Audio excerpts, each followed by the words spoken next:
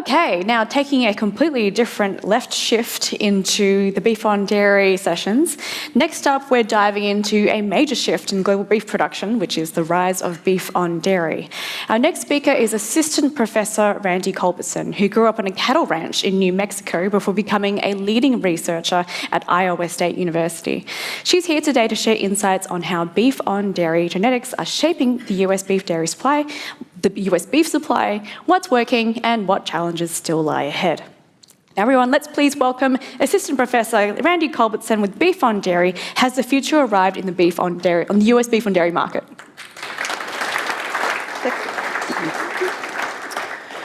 All right, well, I want to thank you guys for having me speak here today. I got in on Monday. I'm still a little bit jet lagged. I'm not quite sure what day it is, so I'm glad I showed up here today to be on stage when I was supposed to be here. So, but I am a cow-calf extension specialist. I work on the beef side, and I thought I'd come today and talk about, some of the challenges we're having on the beef on dairy side, and really the beef industry's perspective on this market. So just a quick overview of the beef industry in the US. It's a very segmented industry. So we have our cow-calf. This is where the calves are born. Our cow herd is all maintained in that cow-calf sector. This is where genetic decisions are made. The calves are weaned, go into the feedlot, and from the feedlot, they go to the packers. And each time they switch through that segment, they change ownership. And as a result, we end up losing a lot of information on those animals as they progress through this production line. This is very different compared to other animal agriculture industries, such as poultry and pork, that are more vertically integrated. Here, we tend to see very independent groups. And because of that independence, there's some challenges, but they all affect each other. What happens in the cow-calf industry is going to affect the feedlot sector, and the packers can make some big decisions that reverberate all the way through that industry, and it's something that has played a big role in the beef on dairy aspect. So in the US, we do feed out the majority of our cattle. So we feed out about, I think the last number I checked was 14.6 million cattle are on feed at any point in time throughout the year. And this is our finishing phase. So cattle are weaned, they go into the feedlot, they are stepped up onto a high concentrate diet. By the time they finish, they're about on a 80% concentrate, 20% roughage diet as they finish out. Beef breeds are typically in the feedlot from 120 to 200 days, depending on when they enter. So if they enter as a weaned calf, which is about 6 to 7 months of age, they're going to be in that feedlot a little bit longer. Then sometimes what we'll do is we'll take those weaned calves, put them out on grass for another 6 months. They'll enter in as an older animal. We finish them out quite a bit quicker because they are older, and we can push them a little bit harder. So if we think about the beef in the beef industry, and we think about all that beef supply that's coming in, traditionally, the dairy industry has provided 16 to 20% of all that beef going in. And what we see traditionally is that when we're feeding these dairy calves, they have a higher energy requirement compared to our straight beef cattle, lower average daily gain, they're on feed longer, but the big thing about these straight dairy breeds, for the feeders, they understood how to feed them because they were very consistent in their performance. It was accepted that they had the little less efficiency when it came to turning over that feed into a product. On the packer side, those dairy crosses, there were some issues. Size, they were too long. And so what would happen is they'd hang that carcass and they would kind of drag on the floor. They did provide a higher quality grade product. So they made up a pretty significant percentage of prime carcasses going into the beef supply, but they had a lower dressing percentage. So there was a lot more waste to that carcass. Those cattle tend to be framier, longer, just more leg to them, not as much protein or not as much muscle compared to those beef animals. And the other issue was the ribeye shape. So dairy cattle tend to have a flatter ribeye shape. which for me personally, I think is perfect because it fits perfectly on a hoagie and makes a fantastic steak sandwich. But for consumers in general, for the US consumer, they like to see those bigger, rounder ribeyes. And so that's kind of an issue with the straight dairy cattle coming in. Now I'm here to talk about the beef on dairy. So of this 16 to 20%, as beef on dairy has become a bigger topic, what we are seeing is that dairy supply really hasn't changed. That's still 16 to 20% of the total beef supply in the US. But the big conversation is we have a big change and a shift in the genetic makeup of that supply of beef coming in. So why do we see the shift? What's happened? Well, the big thing is there were some market changes, and probably the most significant was in 2017. The packers said, we've had enough. We are not going to slaughter any more straight dairy calves. Done.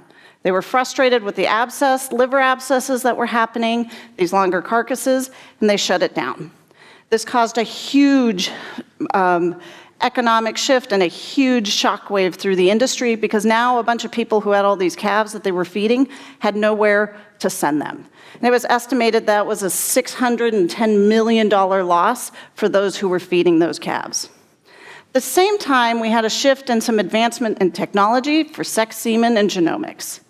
So now dairy producers can be more selective about which females they're going to breed them to sex semen, and provide a replacement heifer out of those elite cows.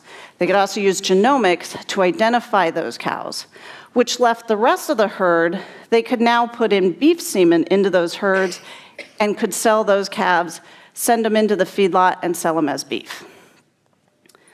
We also see this in semen sales. So from 2017 going forward, we see a big decrease in the amount of dairy semen that was being sold. It was a 30% decrease. Compared to beef semen that was sold, that increased over 200, so 283% increase in beef semen sales. How do we know that that's not going into the beef herd? Well, traditionally, the beef industry only uses about 10% of operations in the beef industry use AI. And I'm not talking about ChatGPT, we're talking about artificial insemination, right? So we know that this semen is going into the dairy herds. The other thing to consider when we think about this whole issue of beef on dairy, or subject of it, is the beef industry in the US has been declining, and it's at an all-time low for overall beef cow herd numbers. Okay, and this is typical in the beef industry. It tends to run on a 10-year cycle where the herd expands and then it contracts. But we're currently in a contraction. A lot of this is driven by drought in the West, where we have the bulk of our cow herd. They've had a severe drought. They've had to liquidate some of those herds. So we have low cow numbers, and what happens when the inventory gets low? Prices go up. We're also seeing in the same trend from about 2017 forward, when we look at that genetic makeup of these dairy-influenced calves going into the feedlots and going into being slaughtered, we're seeing that we're seeing more of this beef influence on these dairy-sourced calves. So let's talk about the economic incentives that we see with these. So as that beef herd contracts, we see an increase in feeder calf prices.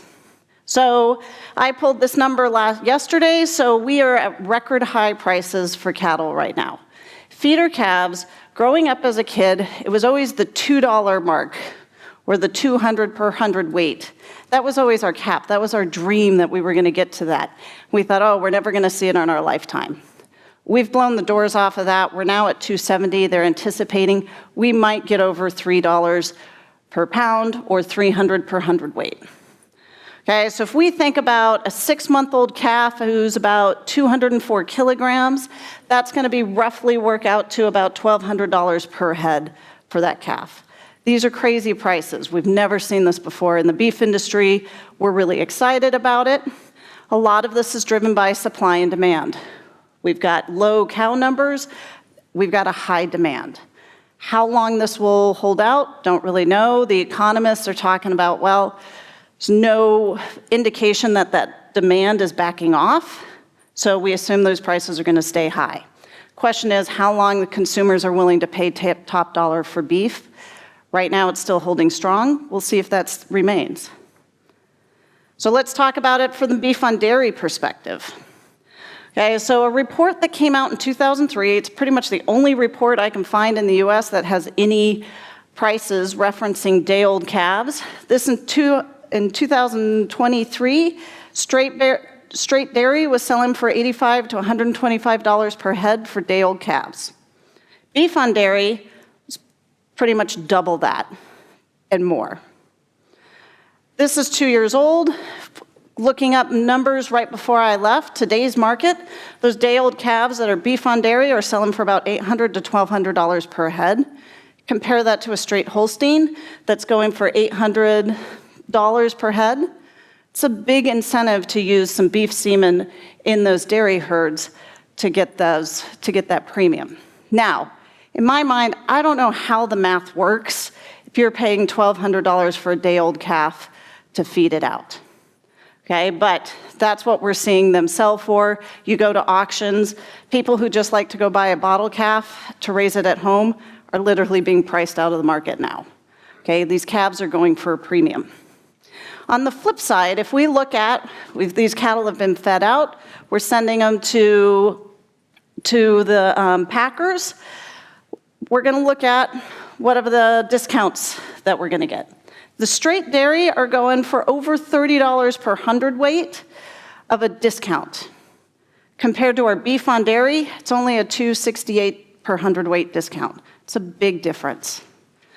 The other thing is certified Angus beef. We can't talk about the US beef supply without talking about certified Angus beef, CAB. The premium for that is $5.64 per hundredweight, and only beef on dairy calves can qualify for that. Straight dairy is excluded from a CAB premium.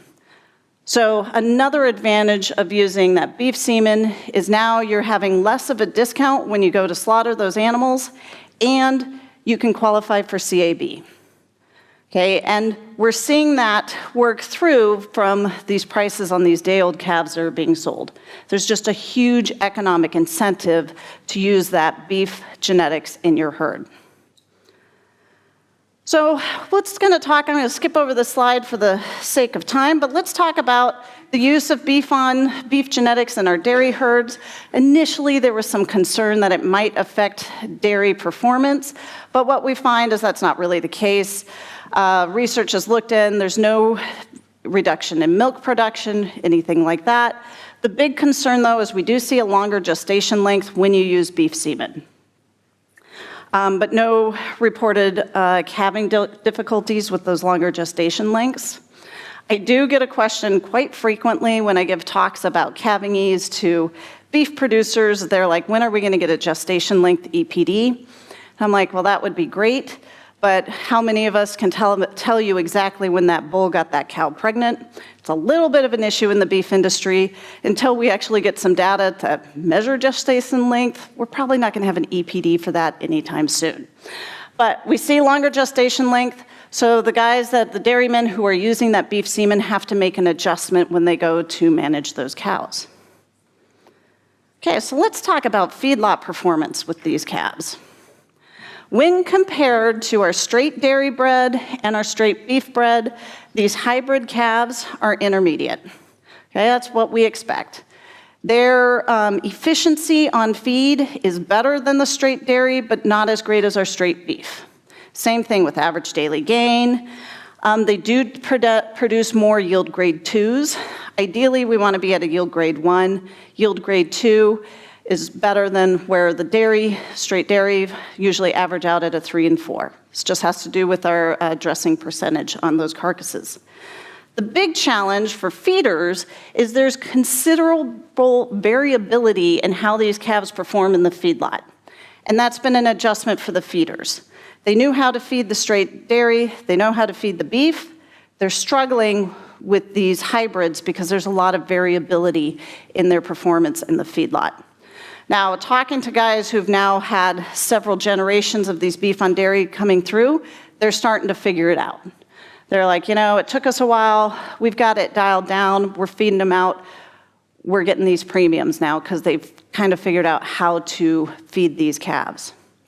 Other challenges are behavioral and health. Okay, so if I go to a feedlot, I walk up to a feed bunk, and I know they're straight beef cattle because they're going to go to the back of the pen. They're like, who are you? We're in the back, we're out. If I go in and everything runs up to me and wants to be my best friend, I can guarantee they're beef on dairy calves. Okay, they're pretty friendly. They think you're their best friend. When they come in, you open the gate. We had a research project come through.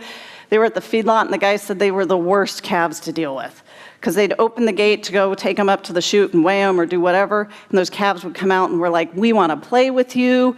We want to be your best friend. They just don't handle quite the way our straight beef do.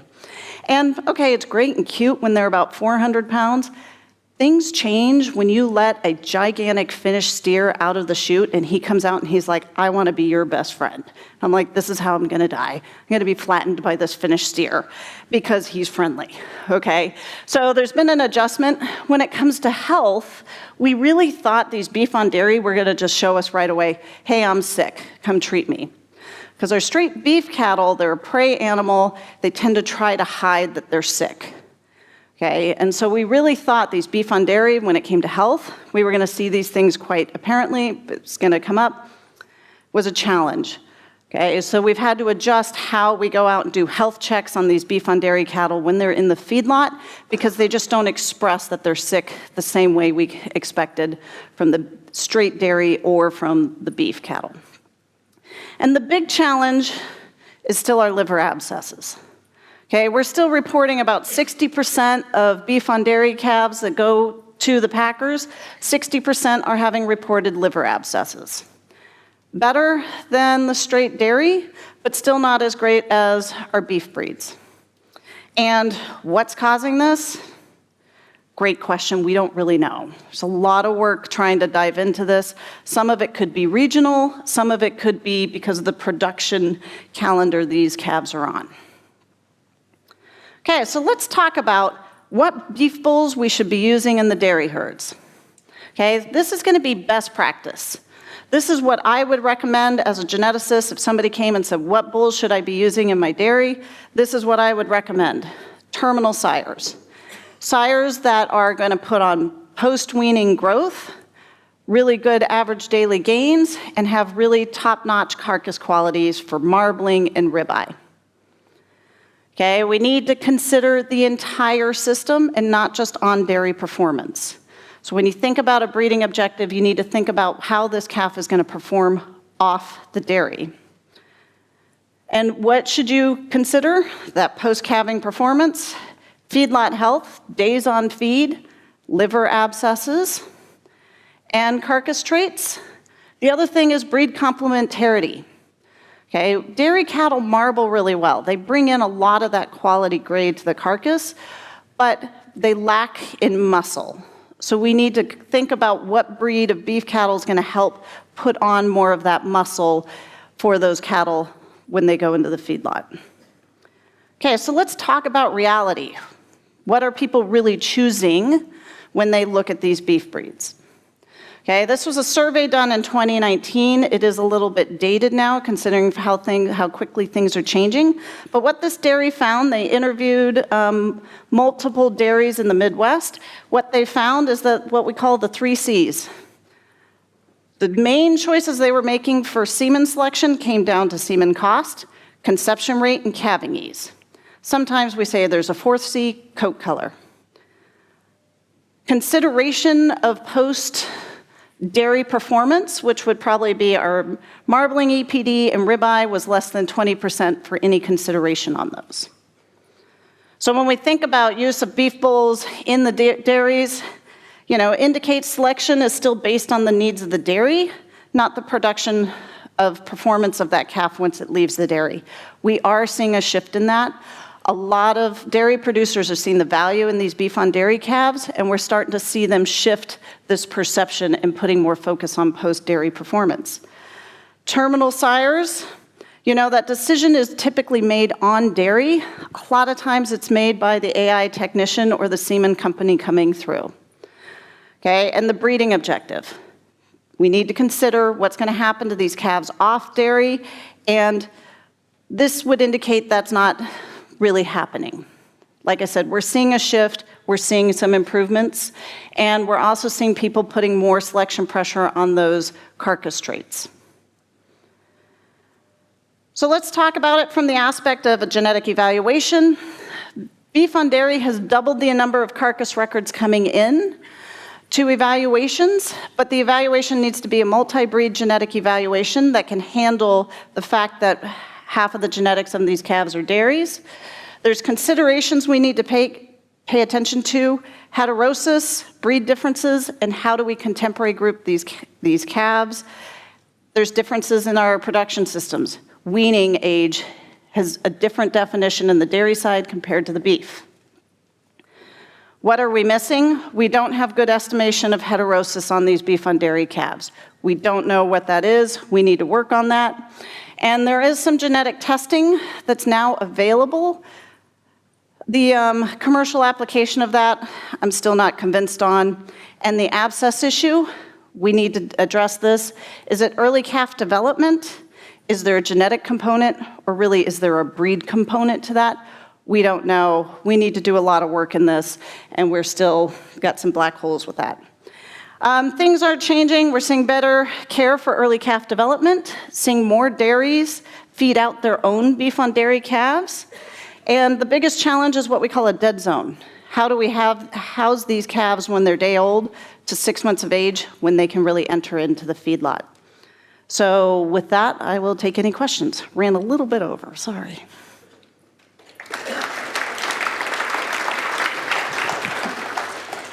Wow, Randie, thank you so much for your very interesting presentation. I know that we have a few questions that have come through Slido. Before I do that, though, is anyone in the audience, would you like to be brave and put your hand up and say something? No, you're still thinking. Okay, cool. Let's go straight to the Slido then. So Steph says, "Hi, Randie, thank you for your talk. I would like to know who is rearing the dairy beef calves from birth until weaning. This period is a big barrier here." So I guess the question is, how would you define weaning, right? So in the US, typically I have a conversation with our dairy extension specialist on this definition. So they typically say weaning, if they're day-old calves, they might go on some starter. Weaning is still considerably younger than what we would wean them as a beef cow, which is going to be 6 to 7 months of age. Typically, a lot of the farms are doing this early calf development, or they're going to calf feeders. So this has been something in the US that's been around for a long time, where people go buy these day-old calves, they'll rear them themselves, and then sell them into the feedlot when they're 6 to 7 months of age. So we are seeing a shift because of the value of these calves, and because of the more strategic use in heifer replacements. They've got a lot more space because they're not taking that up with a bunch of heifers that they're using for replacements.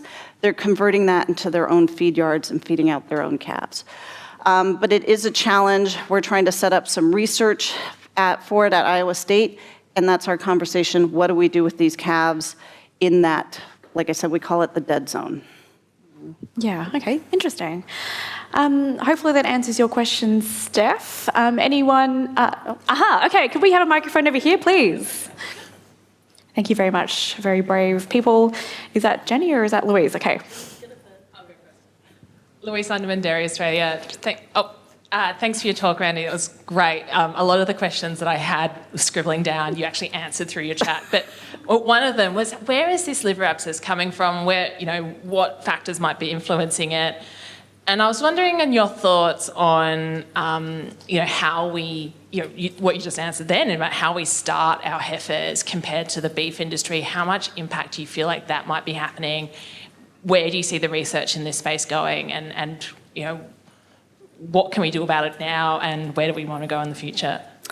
Yeah, so the liver abscess, like I said, it is a big black box. We're trying to grapple with it. We saw it on the straight dairy. We're still seeing it on the beef and dairy. Some of the theory is it could be this early calf development. We just finished a project at Iowa State where they, so the starter ration on these calves, one had a higher starch content compared to the other one, And unfortunately, I think we only had one abscess in the entire group. So, best laid intentions, welcome to research. It didn't work out the way you expected it to. But there's some literature out there that would suggest those higher starch diets might be causing these liver abscesses. We just don't really know. There's also a regional difference. In the Midwest, we tend to not see as many abscesses just in general compared to those feeding cattle out like in Texas. Could be environmental, could be heat. Some of it could be our feed. In Texas, they feed a lot more steam-flaked corn. In the Midwest, we tend to feed our cattle longer, and we don't use the steam-flaked corn. So it could be a diet rationing. We don't know. And the fun thing is trying to get somebody to fund it, because it's very much like, well, the dairy industry is like, it's a beef problem. The beef industry is like, yeah, it's a dairy problem. And so every time I submit a grant and we get rejected, we're like, oh. So yeah. That's very annoying. I feel like maybe both industries should be funding it, so it should be twice as much funding. But I anyway, agree. okay. So, yeah. So thank you very much, Randie. Great question, Louise. I would love to have more questions, but we unfortunately need to move on. There's some questions online about liver abscesses, and I think there'll be heaps of other questions in the audience. So sorry about this, Jenny, but come and talk to Randie later. Thank you very much, Randie.